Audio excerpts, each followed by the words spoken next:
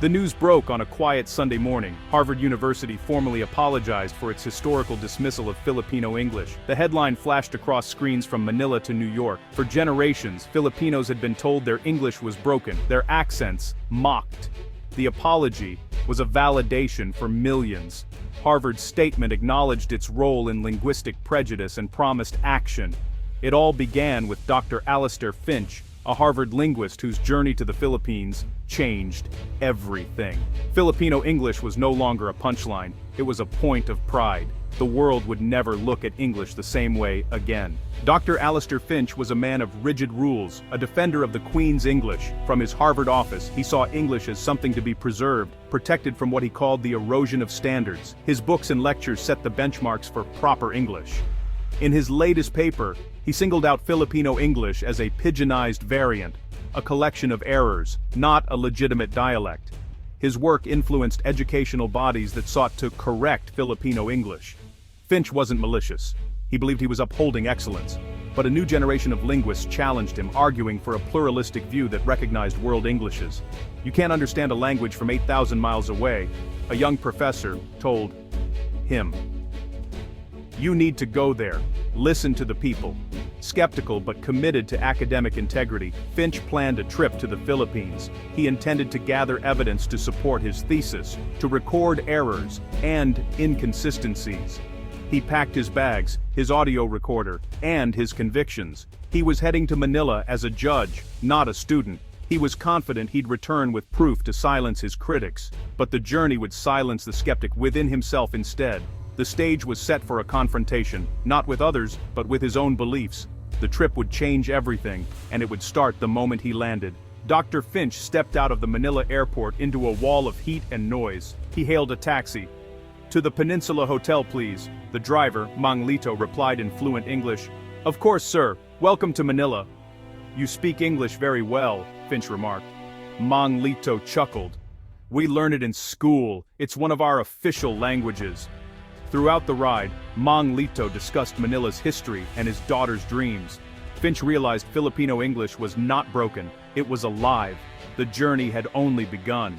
Seeking unfiltered data, Finch ventured into Divisoria Market, a chaotic symphony of commerce. He expected to find the pigeonized English he'd written about. At a mango stall he asked, "How much for a kilo?"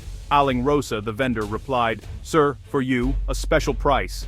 These are the sweetest mangoes from Gamaras. 3 kilos for the price of 2.5. You'll be back for more tomorrow."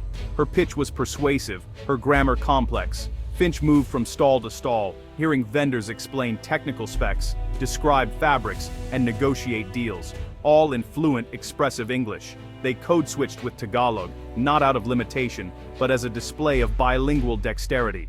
A former schoolteacher at a drink stall noticed Finch's surprise. "You expected us to speak only Tagalog, or broken English?" Finch admitted he had. The man smiled. "English is a tool for us. We use it to connect, to do business, to learn. But we've made it our own. It's not broken. It's simply Filipino." Finch recorded the words, not as evidence of error, but as a powerful truth. The market was a classroom, and Finch was the student. Every conversation chipped away at his old beliefs. Filipino English was not a deviation. It was a living, evolving system. The evidence was overwhelming. His hypothesis was crumbling. He was beginning to see the language, and its speakers, with new eyes. The truth was undeniable. Back at the hotel, Finch expected standardized, international English. Instead, he found professionalism delivered with Filipino warmth and character. The manager, Isabella, greeted him. "Dr. Finch, I trust your stay is enlightening."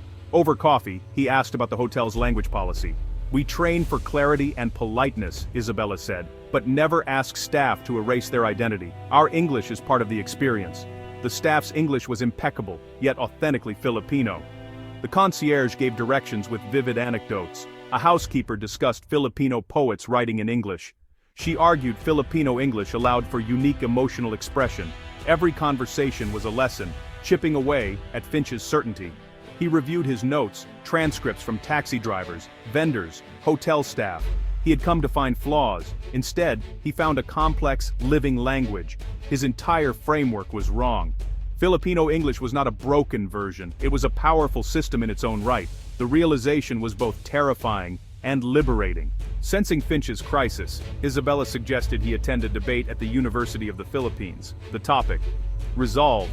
The concept of a single standard English is an obsolete tool of linguistic imperialism. Finch arrived to a packed auditorium. The debate began with familiar arguments for a single standard: clarity, universality, benchmarks. Then, a young woman took the stage, sharing a personal story of being shamed for her accent. "Whose standard?" she asked. "Language is a living river. Filipino English is one of its mighty streams." She argued that calling it broken was a political, not linguistic judgment, a colonial echo. The audience erupted in applause. Another debater explained the logic behind Filipino English's unique features: innovations, not errors. Finch sat in the darkness, furiously taking notes. He was no longer a judge, but a student. The lesson was clear. Filipino English was a rule-governed, creative system. The debate shattered his last doubts. The old paradigm was dead. A new understanding had taken its place. Finch was ready to face his colleagues and the world. Dr. Finch returned to Harvard a changed man. Gone was the certainty. In its place, humility. He spent weeks drafting a public retraction, a full dismantling of his old theories. He requested a special faculty colloquium. The room was tense as Finch took the podium. "For 20 years I argued that certain Englishes were substandard. I was wrong." He played audio clips of Manglito, showed photos of Divisoria, quoted hotel staff and university debaters. "I went seeking errors, but found a system. I went seeking deficiency, but found innovation. Filipino English is not a deviation, it is its own norm." He apologized. "My work contributed to linguistic shame. For this, I am profoundly sorry. It is our duty not to be gatekeepers but chroniclers of language's diversity. We must not correct Filipino English, we must learn from it." He finished. Silence, then a standing ovation. The old Finch was gone. In his place stood a witness to transformation. His retraction sent shockwaves through academia. The apology was no longer just personal, it was institutional. Harvard's stance would change the world. The narrative of linguistic shame was being rewritten. Filipino English was no longer on trial, it was being celebrated.